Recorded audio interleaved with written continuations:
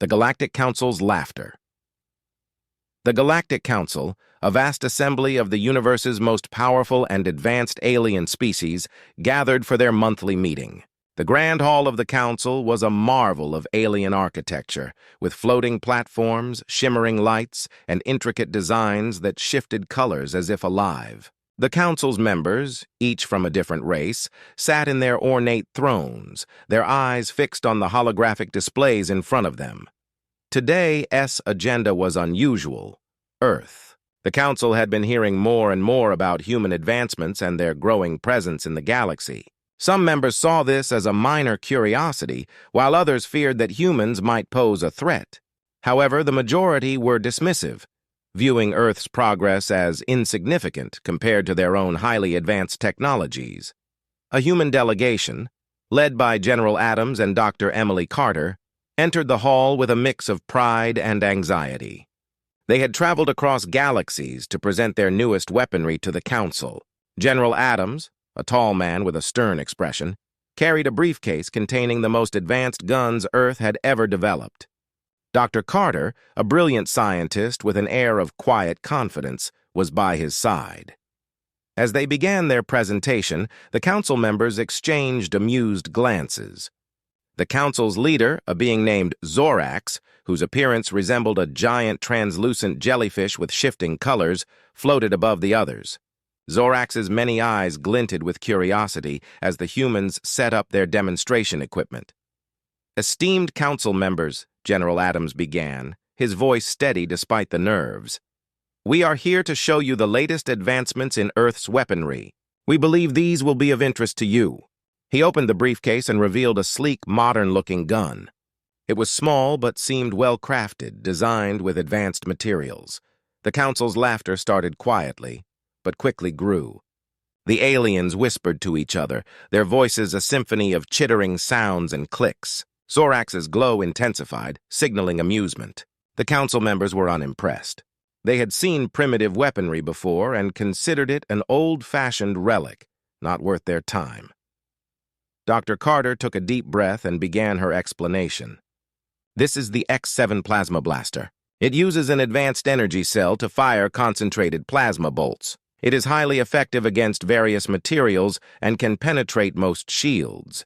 She demonstrated the blaster's power on a practice target set up in the hall. The plasma bolt struck the target, leaving a scorch mark but causing no significant damage. The target was designed to withstand considerable impact, but the result was mild compared to the Council's expectations. The Council members' laughter grew louder. Some even clapped in mock appreciation. They had expected more from a species claiming to be so advanced. Their reactions were a mixture of disbelief and derision. They saw the human weapons as weak and outdated compared to their own sophisticated technology. General Adams and Dr. Carter exchanged worried glances. The general's face tightened with frustration, but he kept his composure. He knew that if they could not impress the Council with their current display, their mission might fail. The stakes were high, and they had to prove their worth. Undeterred, Dr. Carter continued, "We have more to show. Please, allow us to demonstrate our most advanced weapon." The humans revealed their trump card, a larger, more complex gun. This weapon was not just another blaster, it was an experimental prototype that had only recently been completed. It was designed to showcase human ingenuity and technological advancement.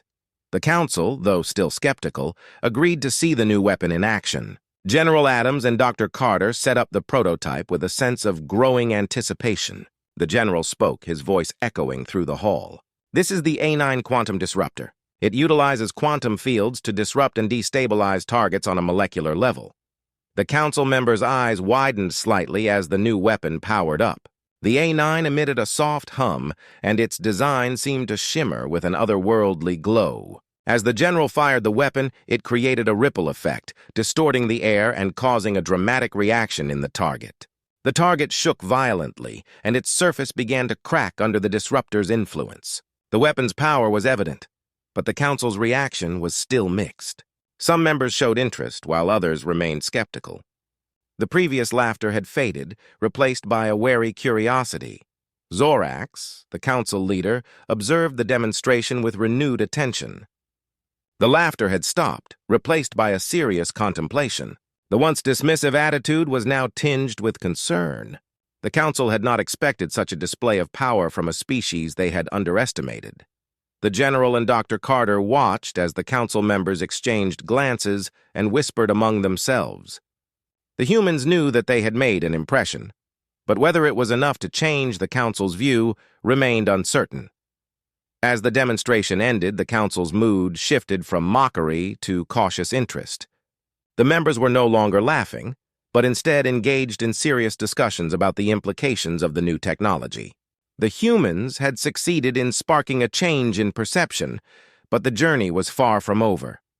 In the grand hall of the Galactic Council, the humans had made their mark, but the real test was yet to come.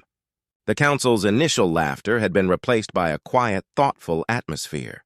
The humans had proven that their weapons were more than mere toys, but the path to gaining respect and influence in the galaxy was just beginning. The challenge, the Galactic Council's Grand Hall, buzzed with activity as the members processed the recent demonstration of human weapons. The initial laughter had faded, leaving a serious and contemplative atmosphere. Zorax, the council's leader, floated in silence, deep in thought. The council members exchanged quiet discussions, their earlier dismissiveness replaced by a cautious curiosity. General Adams and Dr. Emily Carter stood at the edge of the hall, waiting for the council's response. They could sense the shift in mood, but were unsure if it was enough to change the council's perception of Earth's technology. The stakes were high, and they needed to make a strong impression to ensure their mission's success. After what seemed like an eternity, Zorax's glowing form brightened, signaling that the council was ready to address the human delegation. The leader's voice resonated through the hall, a mixture of authority and intrigue. "Human representatives, your recent demonstration has caught our attention. We acknowledge the potential of your advanced weaponry. However, we must see more before we can fully understand its capabilities." The council had decided to test the human weapons under more realistic conditions. They wanted to see how these weapons performed in a simulated combat scenario. General Adams and Dr. Carter were both relieved and nervous. This was their chance to prove that Earth's technology was not only powerful, but also practical. The council had prepared a special test site for the challenge. It was a vast, controlled environment designed to mimic various battle conditions. The site included obstacles, defensive structures, and a range of simulated threats, all intended to test the full potential of the human weaponry. The council's advanced sensors and monitoring systems were set up to capture every detail of the test. As the humans entered the test site, the atmosphere was tense. General Adams briefed his team, which included skilled soldiers and engineers. They were ready to showcase the effectiveness of their weapons in a variety of combat situations. Dr. Carter was responsible for overseeing the technical aspects, ensuring that the weapons operated at peak performance. The test began with a series of challenges. The first scenario involved a simulated attack on a fortified position. The human team used their standard blasters and plasma rifles to defend against the simulated attackers. The weapons performed well, showing their power and accuracy. The simulation accurately replicated enemy tactics, and the human team responded with precision. The council members watched closely, their eyes reflecting the intensity of the simulation. The advanced alien technology used to monitor the test captured every action and reaction. The council members were taking notes, analyzing the data, and discussing the results among themselves. As the test progressed, the council introduced more complex scenarios. They simulated various threats, including energy shields, robotic attackers, and environmental hazards. The human team had to adapt quickly, using their weapons in different ways to overcome each challenge. The variety of scenarios tested the versatility and effectiveness of the human technology. One of the most challenging scenarios involved a large, heavily armored drone. This drone was designed to test the penetrative power of the human guns. The drone's armor was resistant to conventional weapons, and it required a specific approach to disable. The human team deployed their most advanced weapon, the A9 quantum disruptor, to tackle the challenge. As the A9 fired, its quantum fields disrupted the drone's systems. The drone's armor began to crack and fail, showing the weapon's effectiveness against even the most advanced alien technology. The council members watched in silence, their expressions a mix of surprise and admiration. Despite the impressive performance, the council's skepticism was not entirely dispelled.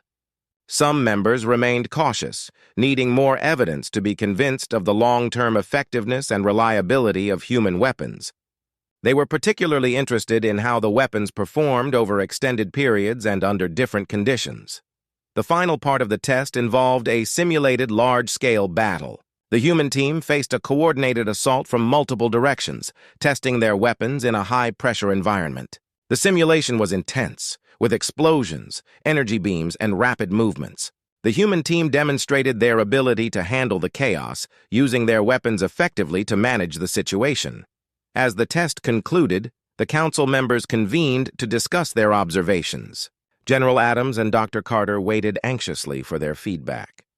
The results of the test were being analyzed, and the council was preparing to make its decision. Zorax addressed the human delegation once more.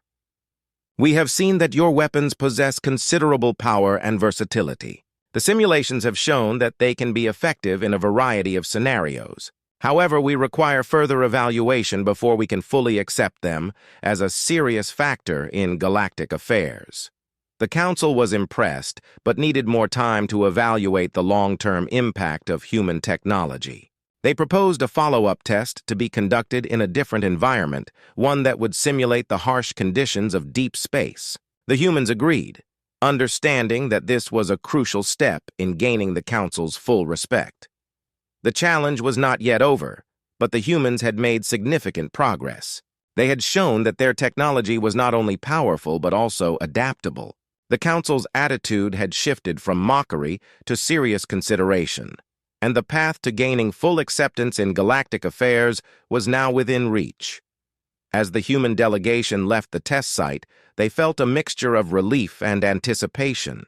They had successfully demonstrated the capabilities of their weapons, but the final verdict from the council was still pending.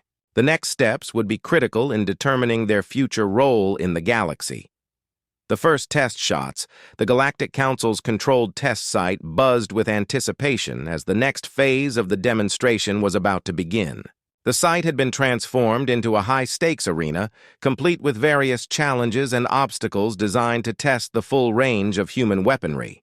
The air was thick with tension as the council members, still recovering from their initial laughter, now focused intently on the upcoming tests.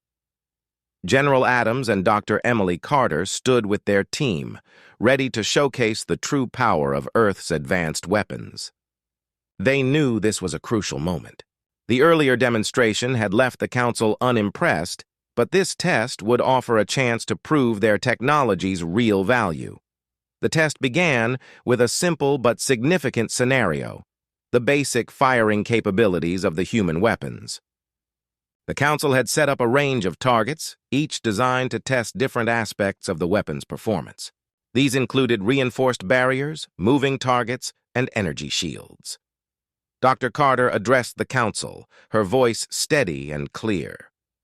"Esteemed members of the council, we will start by demonstrating the basic firing capabilities of our weapons. Please observe how they handle various targets and obstacles." The first weapon to be tested was the standard plasma blaster, a sleek and compact device known for its versatility. General Adams took aim at a stationary target, positioned at a distance. The blaster emitted a bright blue plasma bolt, striking the target with precision. The target showed signs of damage but remained intact, revealing the blaster's power but also its limits. The council members watched closely, their expressions a mix of curiosity and skepticism. They took detailed notes, their advanced sensors capturing every detail of the test. The initial reaction was mild, with some members nodding in acknowledgement while others remained indifferent. Next, the human team moved to a more challenging scenario: a moving target. The target, designed to simulate a fast-moving enemy, darted across the field. General Adams' Adjus, despite its speed. The target was damaged but not destroyed, demonstrating the blaster's effectiveness under dynamic conditions. The council's interest was piqued, and a few members exchanged glances, their curiosity growing. The weapon's performance was better than expected, but it still fell short of impressing the entire council. The General and Dr. Carter knew that they needed to show more to make a lasting impact. The next test involved the energy shield, a crucial component in many advanced alien technologies. The human team aimed to demonstrate how their weapons could penetrate or bypass such defenses. A large, semi-transparent shield was activated, creating a barrier between the weapon and the target.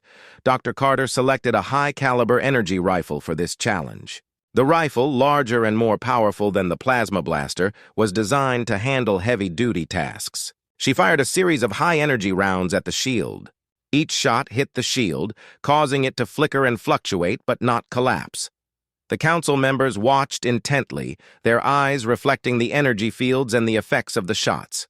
The energy rifle's performance was impressive, but the shield withstood the assault, revealing its strength.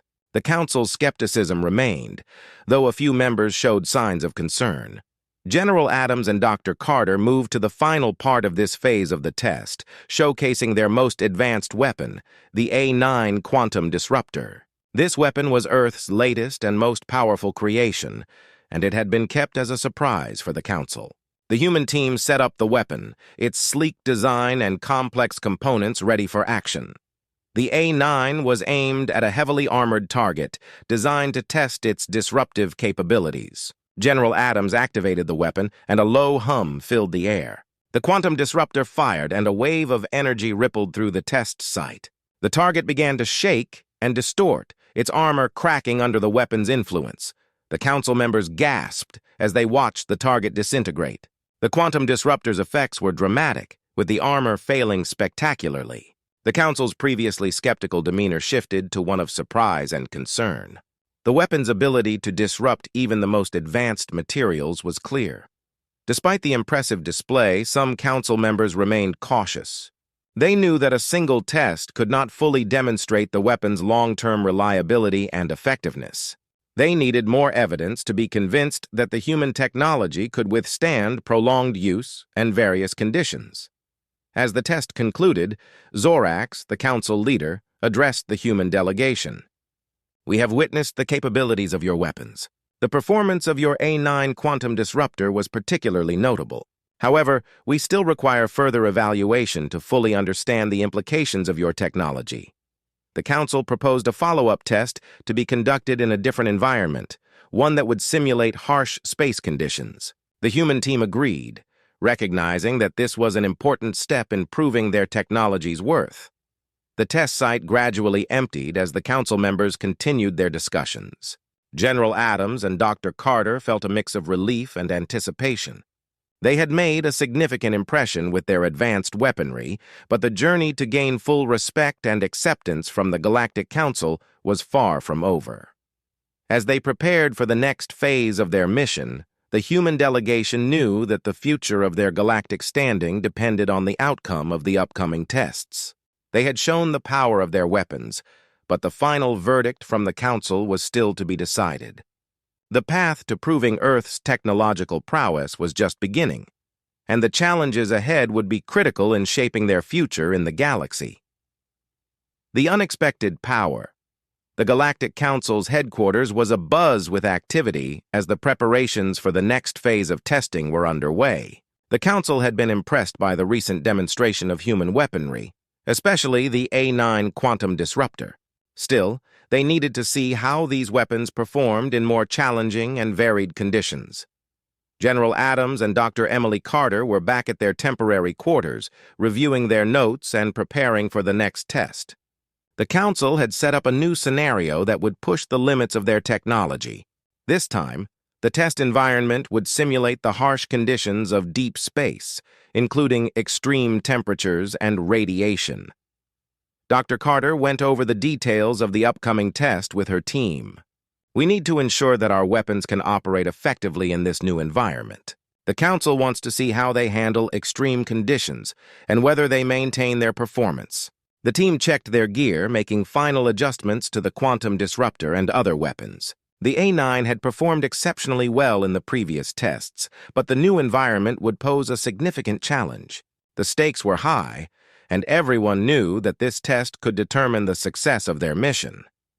The test site was a massive, artificially created space station that simulated the conditions of deep space. The station had cooling systems, radiation shields, and other features designed to replicate the harsh environment. It was an impressive piece of technology, and the Council's engineers had spared no expense in setting it up. As the human team arrived at the test site, they were greeted by a group of Council members, including Zorax, who floated above them with a contemplative expression. The Council members were eager to see how the human weapons would perform in this challenging environment. General Adams and Dr. Carter began by testing their standard plasma blasters. The weapons were put through a series of trials, including firing at targets under extreme temperatures and in high radiation zones. The blasters performed well, with no significant issues reported. The team was relieved, but they knew that the real test lay ahead. The A9 quantum disruptor was the focus of the day's trials. It was the most advanced weapon in their arsenal and had to prove itself under the harshest conditions. The weapon was carefully transported to the designated testing area, which included simulated asteroid fields and high radiation zones. Dr. Carter and General Adams prepared the A9 for its first test. The weapon was aimed at a heavily armored target embedded in a simulated asteroid. The asteroid environment was designed to test the weapon's ability to operate and perform under intense conditions. The A9 powered up, its hum resonating through the testing chamber. As the general fired the weapon, a beam of energy shot out, striking the target with unexpected intensity. The beam pierced the target's armor and caused a significant explosion. The armored target shattered, its pieces scattering across the simulation field. The Council members watched in awe. The A9 had not only performed well, but had exceeded expectations. The power of the quantum disruptor in the harsh environment was impressive, and the Council's previously cautious attitude shifted to one of genuine interest. Zorax, the Council leader, floated closer to General Adams and Dr. Carter. "The performance of your weapon is remarkable. The intensity of the A9's energy beam was beyond what we anticipated. This demonstration has exceeded our expectations." Encouraged by this positive feedback, Dr. Carter decided to push the A9 even further. She set up a new test scenario involving a moving target in an asteroid field. The target was designed to simulate a fast-moving enemy vessel, adding complexity to the test. As the A9 fired at the moving target, its energy beam cut through the space station's simulated environment with precision. The beam followed the target's trajectory, making adjustments to ensure a direct hit. The target was struck accurately, and the explosion was even more powerful than before.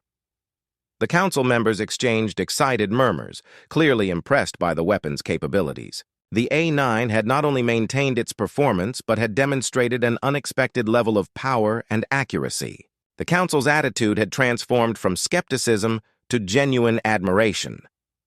After the tests concluded, Zorax addressed the human delegation once more. "The performance of your weapons, particularly the A9 quantum disruptor, has been extraordinary. We were not prepared for the level of power and precision displayed. Your technology is proving to be a significant factor in galactic defense." General Adams and Dr. Carter were visibly relieved and pleased. They had succeeded in showcasing the true potential of Earth's technology under extreme conditions. The Council's recognition was a crucial step in gaining their respect and establishing Earth's role in galactic affairs. The Council proposed further discussions to explore the potential applications of human technology. They were interested in the possibilities of integrating Earth's weapons with their own systems and examining their potential for broader use. This was a significant shift from their initial dismissal of human advancements. As the human delegation left the test site, they felt a sense of accomplishment. They had faced and overcome a major challenge, demonstrating the unexpected power and reliability of their weapons. The path to gaining full acceptance from the Galactic Council was now clearer, and the future of Earth's technology in the galaxy looked promising. The unexpected power of the A9 quantum disruptor had made a significant impact, proving that human technology was not only advanced, but also capable of exceeding the expectations of the galaxy's most. Shockwaves, the Galactic Council's chambers were a hive of activity as the results of the latest tests were reviewed. The impressive performance of the human weaponry, especially the A9 quantum disruptor, had stirred a mix of excitement and apprehension among the Council members. The unexpected power and precision of Earth's technology had generated shock waves throughout the galactic community, altering perceptions and sparking intense debate. General Adams and Dr. Emily Carter returned to their quarters, their minds still racing from the recent tests.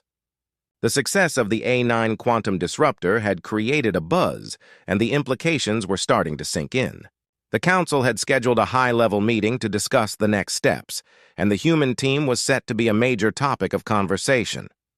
In the Galactic Council chambers, representatives from various star systems gathered to deliberate. Zorax, the council leader, floated at the center of the room, flanked by advisors and key figures from across the galaxy. The council members, some of whom had been skeptical of human technology, were now grappling with the reality of its potential impact. Zorax began the meeting with a solemn tone. Esteemed members of the council, we have witnessed a demonstration of human weaponry that has far exceeded our expectations. The A9 quantum disruptor has shown capabilities that were previously unknown to us. We must now consider the broader implications of this technology. A murmur of agreement rippled through the assembly. The unexpected power of the A9 had caused a stir, and many representatives were eager to understand its potential consequences. Some viewed it as a groundbreaking advancement, while others saw it as a potential threat to the delicate balance of power in the galaxy.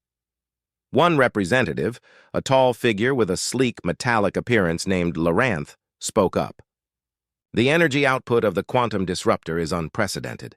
We must evaluate its effects on existing alliances and power structures. This technology could shift the balance of power in ways we have not yet considered. Another council member, Krell, a large being with a deep, resonant voice, added, "Indeed, the destructive potential of this weapon is enormous. We must ensure that its deployment does not lead to unintended consequences. What safeguards can we put in place to prevent misuse?"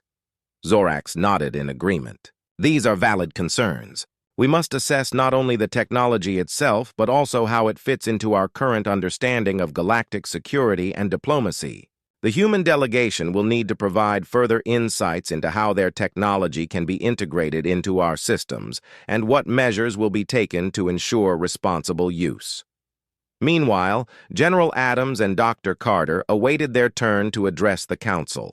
They knew that the next phase of discussions would be crucial in shaping the future of Earth's role in galactic affairs. The shock waves from the recent tests had created a new dynamic, and they needed to navigate the discussions carefully. When their turn came, General Adams stepped forward with confidence. "Esteemed members of the Council, we understand the concerns you have regarding the impact of our technology. We are committed to working with you to ensure that our weapons are used responsibly and that their deployment is aligned with the principles of galactic security." Dr. Carter added, "We are prepared to discuss potential safeguards and integration strategies. Our goal is to contribute positively to galactic defense and to work collaboratively with the Council to address any concerns you may have." The Council members listened attentively. The human delegation's willingness to engage and address the concerns was seen as a positive step. The discussions focused on establishing guidelines for the use of human technology, including protocols for deployment, integration with existing systems, and measures to prevent misuse. Zorax proposed the creation of a joint task force to oversee the integration of human technology into galactic defense systems. This task force would include representatives from Earth and various galactic civilizations, ensuring that the technology was used in a balanced and equitable manner. The idea of a joint task force was met with general approval. It provided a framework for collaboration and oversight, addressing many of the concerns raised by the Council members. The task force would be responsible for monitoring the use of human technology, ensuring that it was applied in accordance with agreed-upon guidelines. As the meeting concluded, General Adams and Dr. Carter felt a sense of accomplishment. The discussions had been productive, and the establishment of a joint task force represented a significant step forward. The shockwaves created by the demonstration of their technology had led to a constructive dialogue, paving the way for greater cooperation and understanding. The human delegation left the council chambers with a renewed sense of optimism. They had navigated the complex landscape of galactic politics and had made significant progress in establishing Earth's role in the galaxy. The path ahead was still filled with challenges, but the successful integration of human technology into galactic defense systems was a promising development. As they prepared for the next phase of their mission, General Adams and Dr. Carter were aware of the responsibility that came with their new role. The shockwaves from their technology had set in motion a series of changes, and it was up to them to ensure that Earth's contributions were aligned with the principles of peace and security in the galaxy. The journey was far from over, but the progress made in the recent discussions marked a crucial turning point. The unexpected power of the A9 quantum disruptor had not only impressed the Galactic Council, but had also opened the door to new possibilities for cooperation and advancement. The future of Earth's role in the galaxy was beginning to take shape, and the path forward was filled with both promise and responsibility. The aftermath. The Galactic Council's chambers were quieter than usual in the days following the dramatic demonstration of human weaponry.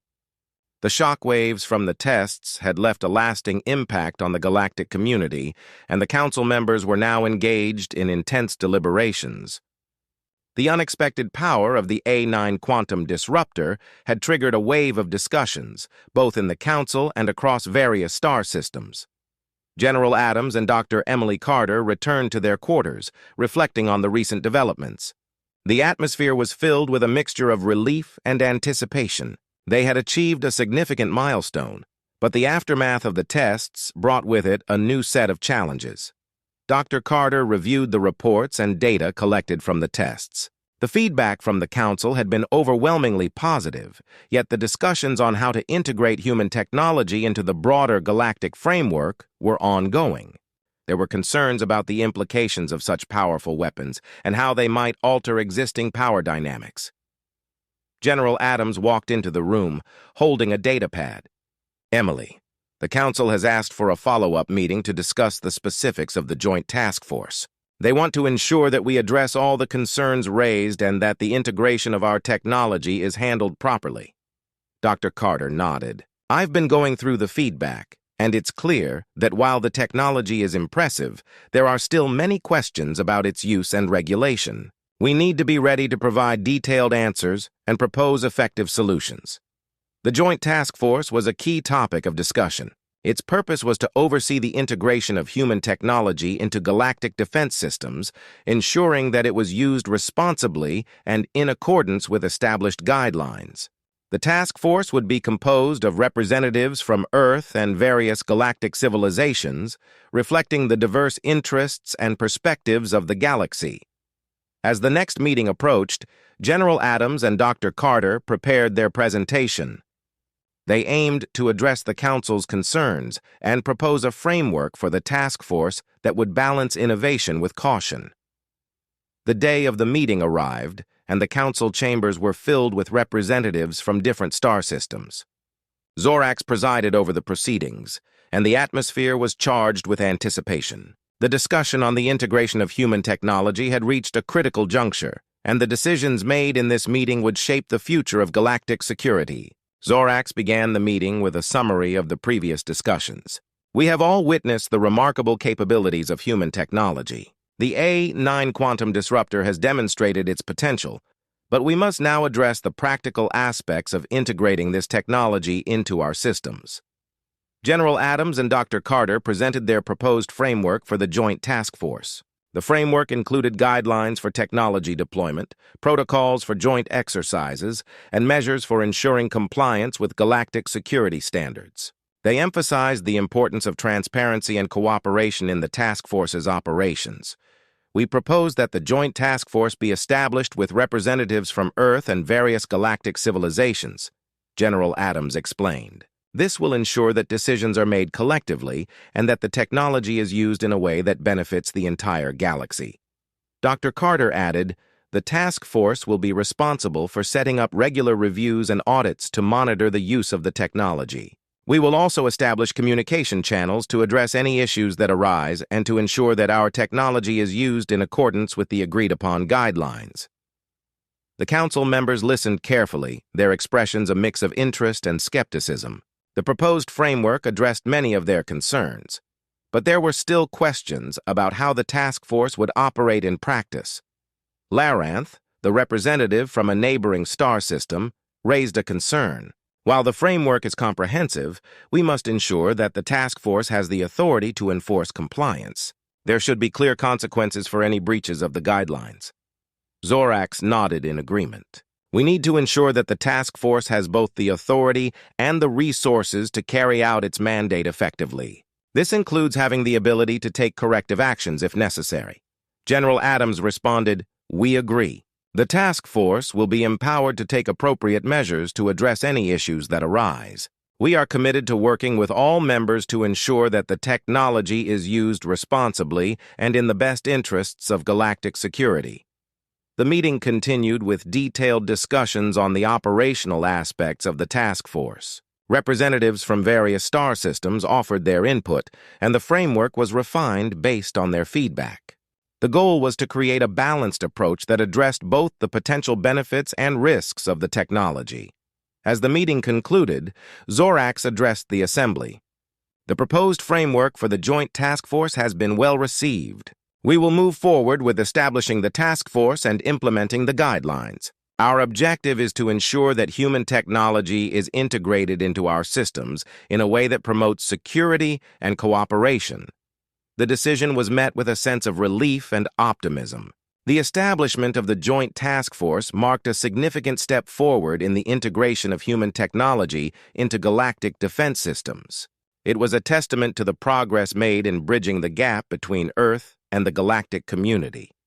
General Adams and Dr. Carter left the council chambers with a renewed sense of purpose. The aftermath of the tests had brought about meaningful change, and the path ahead was clear.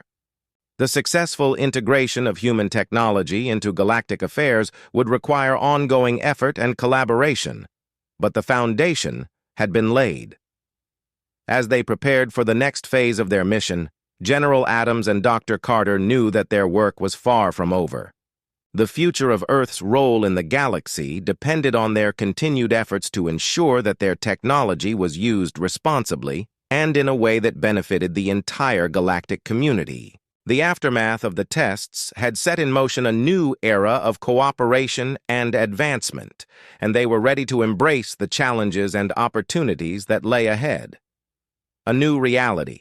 The galactic community was in a state of flux as the establishment of the Joint Task Force marked the beginning of a new era. The unexpected success of human technology, particularly the A9 quantum disruptor, had reshaped the dynamics of galactic security and cooperation. As the task force began its work, the galaxy was adjusting to this new reality. General Adams and Dr. Emily Carter were deeply involved in the initial phases of the task force's operations. They had been tasked with overseeing the integration of Earth's technology into various galactic defense systems. The goal was to ensure that the technology was used effectively and responsibly, while also addressing the concerns and expectations of the galactic community. The task force, now fully established, comprised representatives from Earth and key star systems. It was designed to be a collaborative body, with each member bringing unique perspectives and expertise to the table. The task force's first meetings focused on setting up operational procedures, defining roles, and establishing communication channels. Dr. Carter found herself at the center of these discussions. She worked closely with scientists and engineers from different star systems to integrate the A9 quantum disruptor and other human technologies into existing defense frameworks.